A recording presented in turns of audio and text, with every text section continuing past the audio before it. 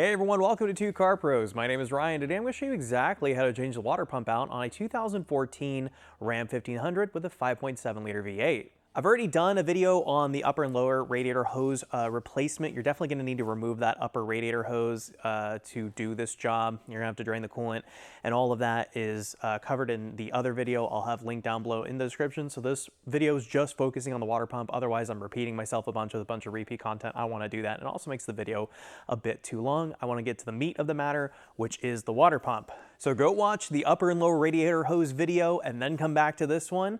If you've already done that, let's jump into it. And then we're going to do the same thing for the heater core lines. You can do this from the top or the bottom.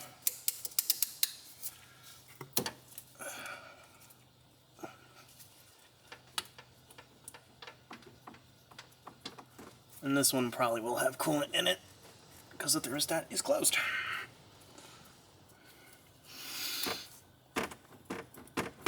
Yep, there we go. Alright.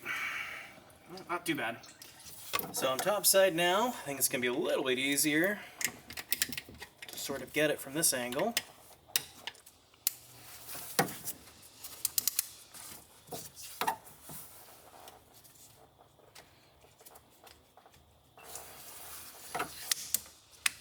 There we go. Try to preserve this line because I really don't want to replace it. So carefully, gingerly move that line. There we go. Alrighty, now for the exciting part, you're going to need this special tool, linked down below in the description. It's a fan clutch holding tool. And this one's a little bit on the weird side because it has these two pins that kind of go in here and here. And what I like to do on these is just kind of wedge it like this so it holds it for you. Alternatively, you could have somebody help you out. And then I have a 36mm fan clutch wrench that is comically large. And you just kind of put it on there, making sure that this is square on its purchase, this is square, everything is nice and lined up and happy. And then you get a hammer and you just tap it right here on the wrench and you keep going, and it is frustrating, and yes, it is reverse thread, so you tighten it to the right if you're looking straight at it to loosen it up. Oh, here we go. And yes, that was headed it down. It was quite a bit of tapping to get it off of there. Then you can just kind of hold the pulley by hand while you loosen it. See, reverse thread, isn't that weird? There we go. Next thing I'm going to do is unplug this coolant temp sender. So you just pull back on the red part, it's kind of like its safety, and then on the top bit, just depress that, and you should be able to wiggle the connector out. There we go. You push right there and take it off. A little bit easier with a long pair of needle nose. The next step is to remove all of the water pump bolts. Now be careful, as there's quite a few of them, and some of them might look like they're connected to the water pump and they're not, like this one. It kind of looks like it's a part of it, but it isn't, but the one beneath it is. So just go around and remove all those 13mm bolts that hold the water pump on. Don't worry, I won't make you watch them all.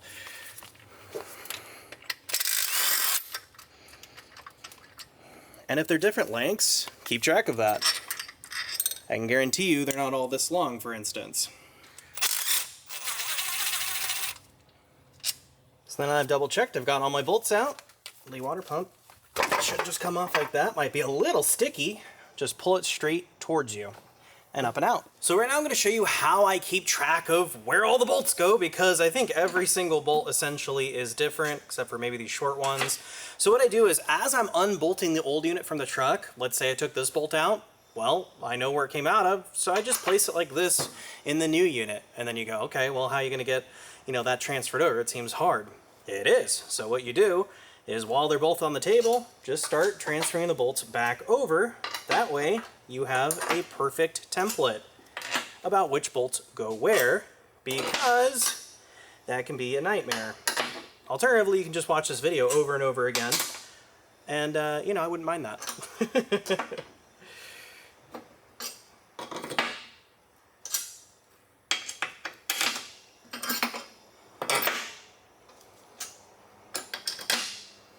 Alright, looking good.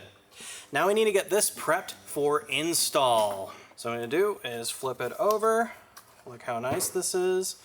And before you go running off into the comments to pound on your keyboard about how we're using an AC Delco part on a Mopar, get over it. AC Delco makes good parts for not a ton of money. Link it down below in the description, because I think the Mopar version of this pump is like $500 or $600. And this AC Delco part is nice and will work just the same for significantly less money. But I'm going to clean it off with some solvent.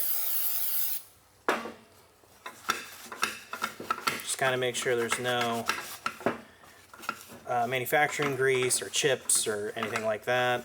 Get some compressed air.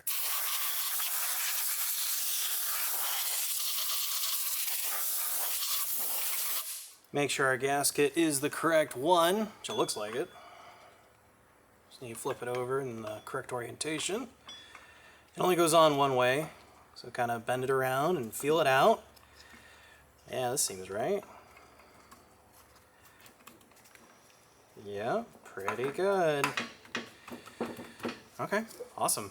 So the next thing we're gonna do, and this is sometimes a little bit controversial in the automotive world, is I'm going to take just a little bit of silicone sealer and put it on both sides of the seal here of the gasket, just a little bit. And you can do it that way, or you put a little bit on the gasket itself, or you can just put a small amount in the groove here. And what this is going to do is just kind of help it lubricate it and seal it. And if you don't feel comfortable using RTV for whatever reason or another, that's totally fine. But I would definitely use something like WD-40 or grease or some sort of lubrication. You never want to put a seal on dry. So I would just put a very thin bead. It doesn't have to be a lot. Just give it a little something as cheap insurance and to prevent you from doing the job again, because that's no fun. And then take another little bit of RTV and put it on this side of the gasket. And this does mean we're gonna have to wait for the gasket, or for the RTV rather, to completely cure, which varies RTV to RTV, so just look what's up on your tube. Or if you are using grease, lubricant, WD-40, something like that, that's perfectly fine. You don't have to wait at all. So just kind of pick what you want to do. I'm sure you'll let me know about it in the comments. Alrighty, that's looking pretty good. The next thing I'm going to do is just grab whatever is the easiest mounting bolt I have to go with me to the truck. So it's going to go on like something like this. So we want to get an easy bolt, maybe this one. So we'll be able to put it on kind of like this and hold it. And you know what, we'll grab this one for the outside. So I'll have two of the outside bolts like this when I go to put it on, so it can't move on me. So before we put on our water pump, I just want to note that I've cleaned this mating surface very, very well with chemical solvent, or carb spray works great. And then make sure that all the coolant is done just kind of spilling out. You don't want that interfering with the fit of the gasket or the RTV or any kind of lubricant, and it'll make it a lot harder. So just make sure that all of the coolant is done dribbling out and it's nice and dry. So then, when you're ready, go ahead and get in position and lower down the water pump into its home. Match it all up. Gonna start finger tight on these outside bolts here, making sure that we don't disturb our gasket.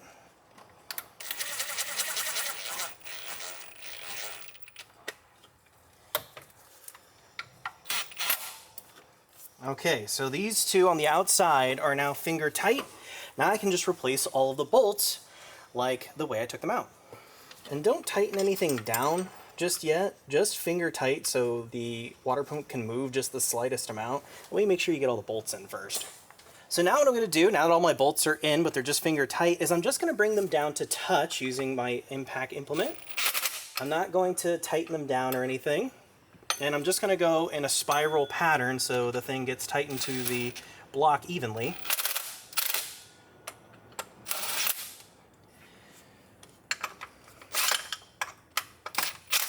So just kind of go in a rotating spiral outward. Never tighten them down kind of next to each other.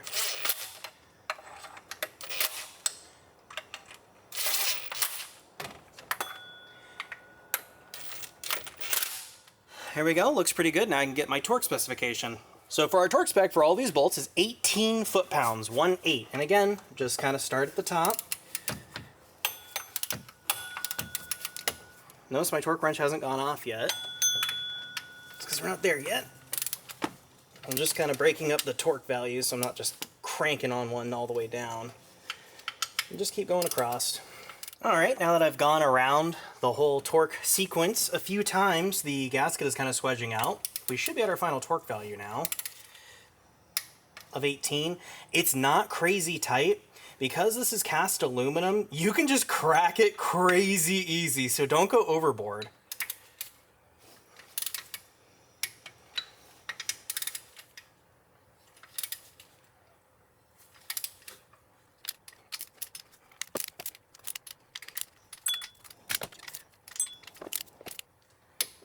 There we go. And I've left the last one to be that 15mm oddball with the stud on it. And there we go, properly torqued down. If you want, I would do that another 2 times just to make sure the gasket is fully squedged down and everything's happy. And then I'm going to reinstall our coolant temp sender. I did put some silicone on there. On the Dodge installer's page, they said not to use tape because it is just a plastic fitting. So I'm just going to get it started by hand. You probably don't even need the RTV, but I did it anyway. And then it's 19mm, and we're just going to bring that down to touch, and again, we don't want to crack it, it's just plastic. There we go, pretty good. And then the torque spec for this is 22 foot-pounds. That does seem like a lot, so if you wanted to go less, I wouldn't blame you. You know, as long as it doesn't leak, it's fine. You know, between you and me, I'm just going to kind of feel it out, because 22 seems like a lot for this little plastic thing. Just, you know, snug. It's perfectly good. As long as it doesn't leak, you're fine. And luckily, if it does leak, that's a pretty easy leak to find. And then don't forget to plug in your coolant temp sender. Just line it up till you hear that little click.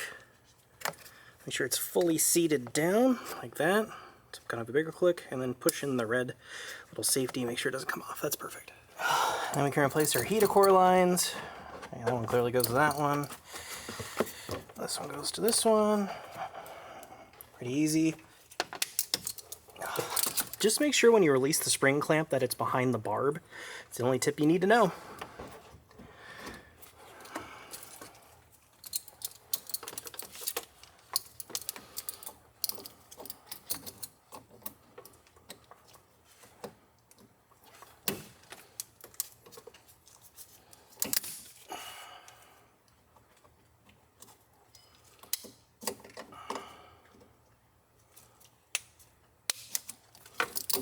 Just like that, heater core back online. So now I'm replacing the serpentine belt, and basically I kind of just get everything routed the way it goes, and then I actuate the tensioner like this down and kind of hoop it on. I have a whole video on my channel dedicated to just doing this.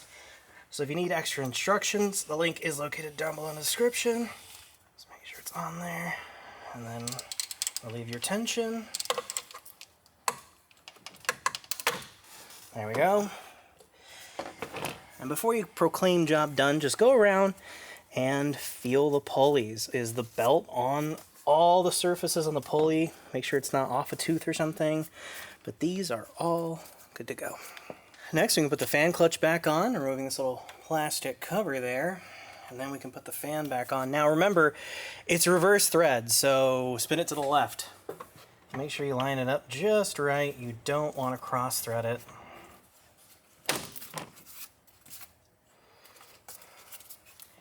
There we go. And it might be a little arduous because when you spin this, sometimes the nut likes to just free rotate. There we go. And it might be a little difficult getting the threads lined up because it's so big and awkward, but just keep at it.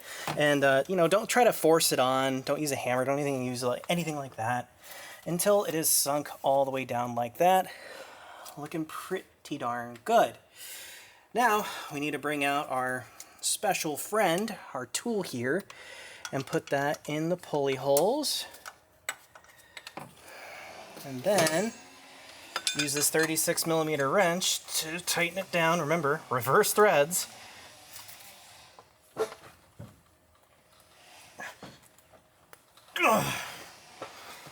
go. Nice and tightened up. Should be good. Okay, so I managed to find a replacement shroud, and you could put this back before you put the fan in if you want, then put the fan in second if you think that'd be easier. But I think that's why they make this panel down here removable on this shroud, because you can just kind of slide it in after the fact. That was pretty darn easy. And then for the mounting, just make sure that everything lines up like this. So right here on the corners of each part of the shroud, there's like little hooks that you kind of slot the fan shroud into. And if you had one stock, you're probably going, no duh, but we didn't. So this is new territory for me. And then just replace your bolts. So that's how to replace a water pump on a 2014 Ram 1500 with that 5.7 liter V8. Not too bad at all. The only thing you really need to keep a track of is the length of all those bolts, because there's like 4 or 5 different length bolts, and it's really important you can't mix any of those up. They need to go back where they came from. Other than that, this is a fairly simple repair. Just make sure you dispose of your coolant properly. Thank you so very much for watching. If you found this video helpful or interesting at all, please consider becoming a member by clicking that join button down below. It's a direct way to help the channel out. Barring that, a like, comment, or subscription really helps me out again and tells YouTube that I did a good job, and I'd really appreciate it. Thanks again for watching. I'll see you next time.